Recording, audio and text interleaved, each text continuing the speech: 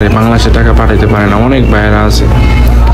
আমি নিজেই ঘুরছি দেশে টাকা পাঠানোর জন্য, কিন্তু এত কমে টাকা কিন্তু হ্যালো এভরিওয়ান, আসসালামু আলাইকুম। সবাই কেমন আছেন? আশা করি আলহামদুলিল্লাহ ভালো আছেন। তো আমি আলহামদুলিল্লাহ ভালো আছি। তো গাইস, যারা ফ্রি ভিসা থাকে তারা যে কত কষ্ট করে একটা চাকরি খুঁজে, তো আপনাদেরকে এই ভিডিওটা দেখাবো। তো সবাই ভিডিওটা শেষ পর্যন্ত দেখবেন।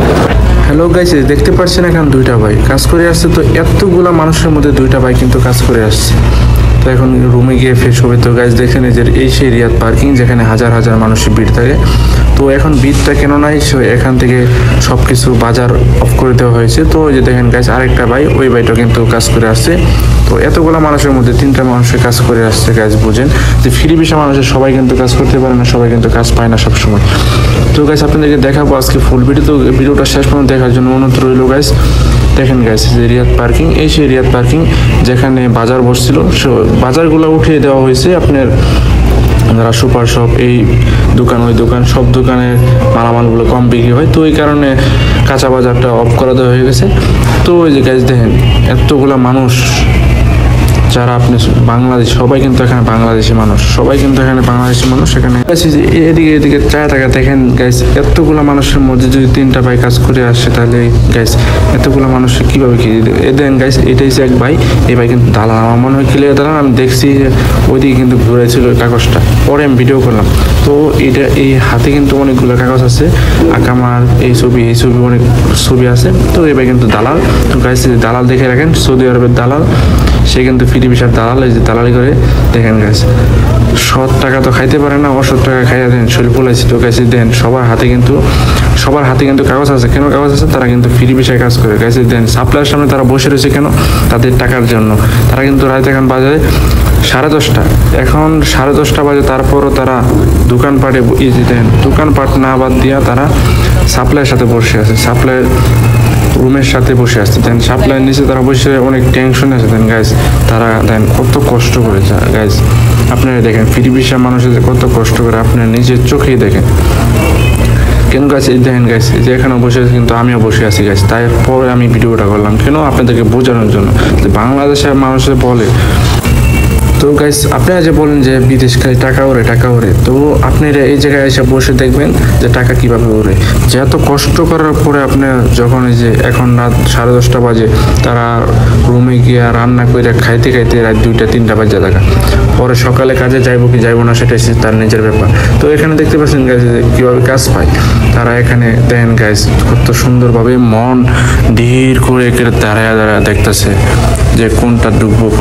দেখেন গাইস, এই যে আরেক ভাই দেখেন, চশমা খুলে আর লাগা দেখে এই লেহাটা ঠিক আছে, এটা কি হাসাই কইছে না ভুল কইছে, দেখেন গাইস কত পরিশ্রম করে তারা।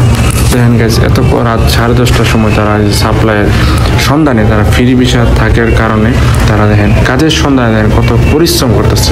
আর আপনারা খালি বলেন যে ভাই ফ্রি ভিসা টাকা, অনেক টাকা। তো ভাই টাকাটা কোথা থেকে আসবে? টাকাটা যদি ফ্রি ভিসা মানুষের যদি না ইনকাম করতো, না টাকাটা পাঠাইতো, রেমিটেন্স যদি তারা না করতো, তারা কিন্তু এত রেমিটেন্স হয় না। কিন্তু এই প্রবাসীরা বাংলাদেশ থেকে প্রবাসে আসার কারণে এই রেমিটেন্স বাড়ছে।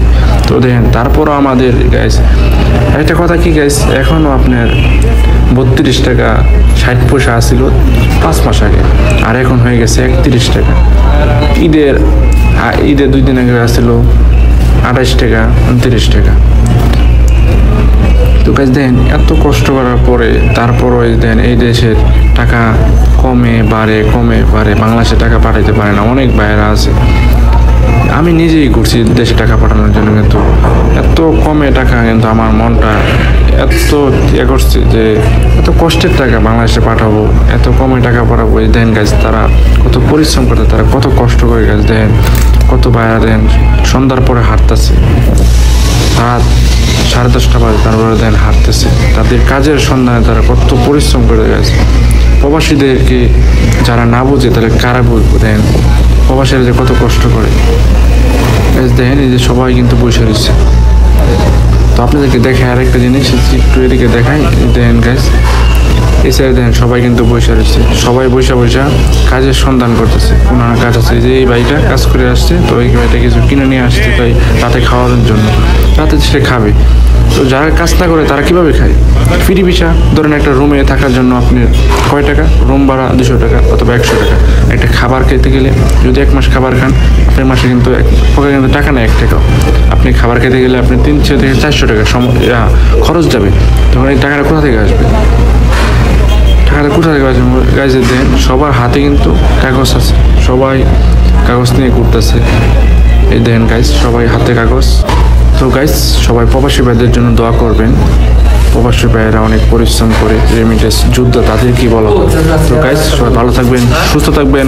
আবারও দেখা হবে নতুন কোনো ভিডিওতে। ভিডিওটা ভালো লাগলে শেয়ার করে সবাইকে দেখার সুযোগ করে দেবেন।